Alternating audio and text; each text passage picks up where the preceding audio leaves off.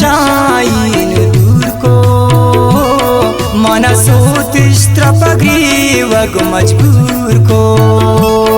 मनसोत स्त्रपग्रीवग मजबूर को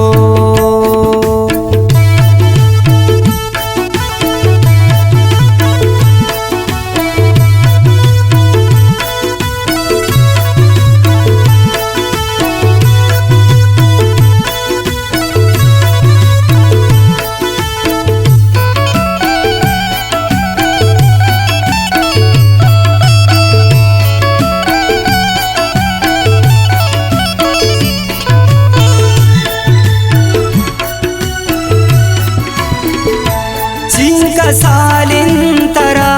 कौन आते जगर पर तो मन ज़हीरवार जानी जानो जगर तई दूरी दर्द मने ताना अंगर्द नैली दुनिया मना पदीदारा तिसा दिल तराया दकन गीत परियादकन गार मंजिल मनी मना मन परेशान जान शाइन तीसरा तो न बेचवड़ा शम्मम बियार शाई त्रामन चम्मानी सावती नूर को मनसोत चित्रपग्रीवग मजबूर को मनसोत चित्रपग्रीवग मजबूर को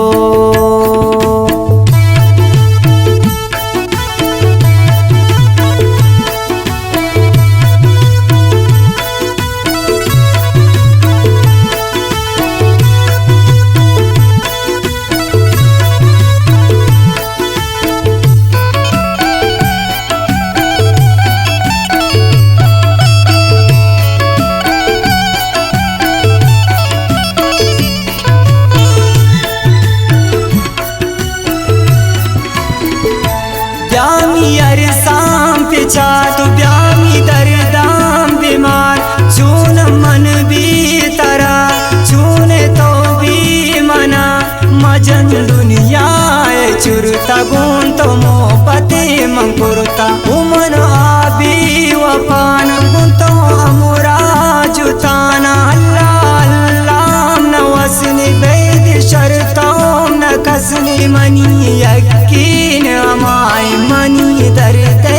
दवाएं गुती दर्दो गमान अनंचु बर्बादम पर तो चमगु अरसानमनी दिल को दर्दानिम पर तो ती गमान सूत मनारानी जोर को मनसोत चित्रपग्रीवग मजबूर को मनसोत चित्रपग्रीवग मजबूर को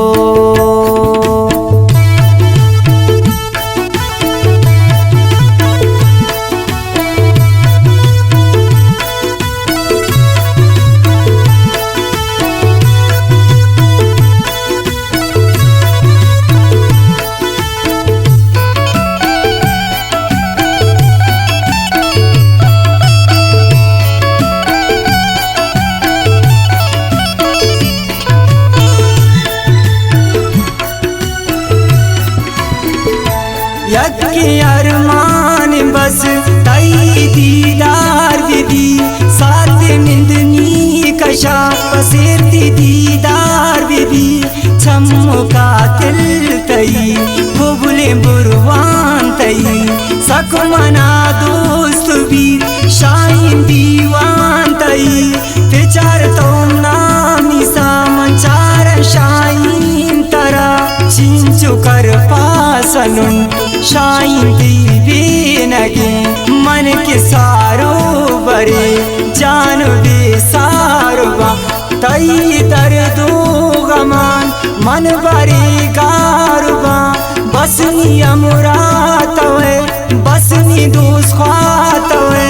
मंगो गमान शाइन सूर को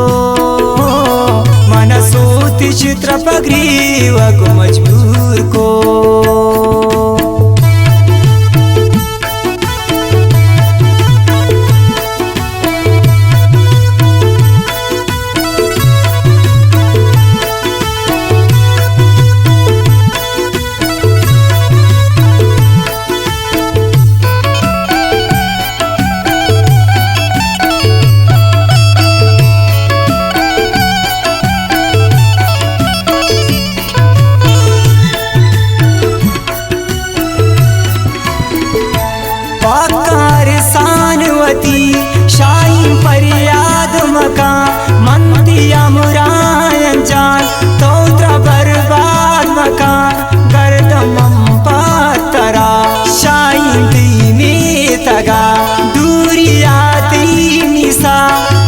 मनीरी तगा